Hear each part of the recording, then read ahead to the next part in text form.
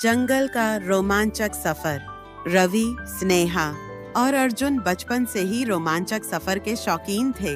गर्मी की छुट्टियों में उन्होंने तय किया कि इस बार वे पास के घने जंगल में एक रोमांचक यात्रा करेंगे। यात्रा की शुरुआत तीनों दोस्तों ने अपने बैग पैक किए।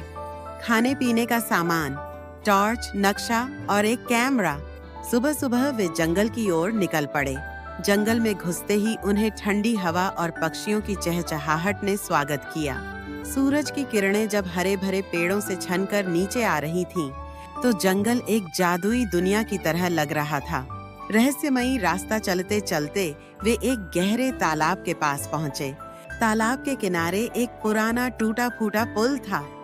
अर्जुन ने कहा, हमें इसे पार करके देखना चाहिए। शायद दूसरी तरफ कुछ रोमांचक हो। लेकिन स्नेहा को डर लग रहा था। फिर भी हिम्मत जुटाकर वे धीरे धीरे पुल पार कर गए। खो जाने का डर जैसे जैसे वे आगे बढ़े, जंगल और घना होता गया।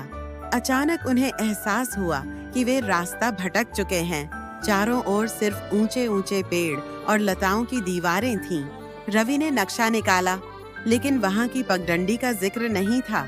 घबराहट बढ़ने लगी। रहस्यमयी गुफा और खजाना।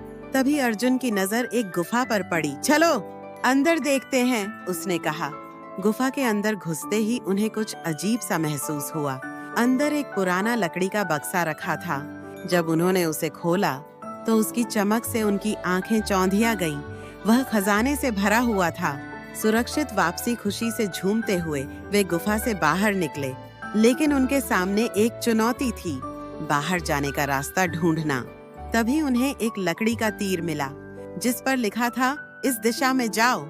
उन्होंने उस रास्ते पर चलना शुरू किया और कुछ ही देर में जंगल के बाहर निकल आए।